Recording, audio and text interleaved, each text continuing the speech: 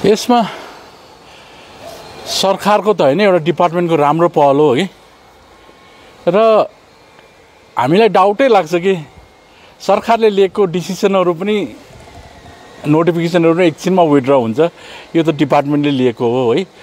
यो गर्नुभन्दा अगाडि सरकारले धेरै कामहरु गर्नुपर्ने छ। आज खाली ट्रेड लाइसेन्सको मात्रै कुरा भएको छ है, र यहाँ होटलहरु छ है। आज ठुलठुलो कम्पनीजहरु आएको छ यहाँ, अन्त ठुलठुलो सोरुमहरु आएको छ है। त्यो ठुलठुलो सोरुमहरुले, ठुलठुलो कम्पनीजहरुले सबै बिजनेस लगिसक्यो। अहिले हामी सानो ट्रेडर्सको मात्रै कुरा गर्दैछ क्यौ। र मलाई लाग्छ सरकारले यो गर्नु एकदम राम्रो पहल हो। तर एट द सेम टाइम सरकारले सानो बिजनेसम्यानहरुलाई मात्रै थिचेर मिचेर हेपेर गर्नु हैन, सबैलाई गर्नु सक्नु पर्यो। र यसमा म के भन्न चाहन्छु भने जुन आज कम्पनीज एक्ट 1961 थियो हाम्रो है, त्यो एउटा कन्फ्युजन स्टेजमा छ। र त्यो कम्पनीज एक्टबाट हाम्रो सिक्किमको मान्छेले आज रेजिस्ट्रेसन गरेको छैन। सबै कम्पनीजहरु बाहिरबाट रेजिस्ट्रेसन भएर आउँदैछ।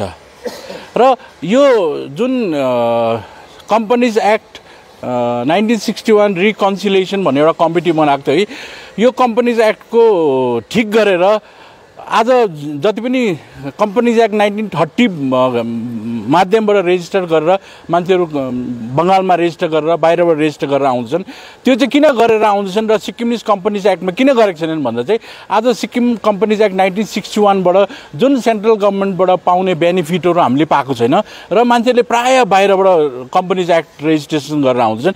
त्यो कम्पनीज एक्ट रेजिस्ट्रेसन गर्दाखेरि चाहिँ त्यसमा रिक्वायर्ड डकुमेन्टहरु खोजिँदैन। यहाँ आएर खाली इङ्ग्लिसम्यान मात्रै गर्छ त्यो कम्पनीले, र त्यो कम्पनीजहरु चलाउँदैछ कि तपाईहरुले देख्नु भएको छ। ठुलठुलो सोरुमहरु आज ठुलठुलो त्यो वेस्ट पोइन्टमा ठुलठुलो सोरुमहरु आएको छ हैन।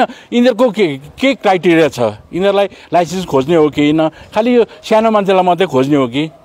र सरकारको एउटा राम्रो पहल हो, सरकारले अगाडि लानु सक्यो भने एकदम राम्रो हो।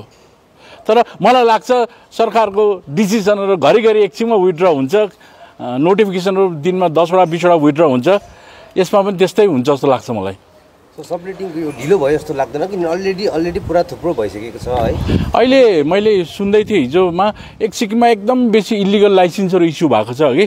सबलेटिङ त छ, सरकारले चाहेको भए 5 वर्ष अगाडिदेखि नै सरकार थियो, पहिले गर्नु सक्न्थ्यो है। अहिले एउटा डिपार्टमेन्टले त भन्दैछ, तर यसमा सरकारको विल छ कि छैन त्यो पनि हामीले हेर्नुपर्छ। र यो एउटा राम्रो पहल हो भन्छु म चाहिँ।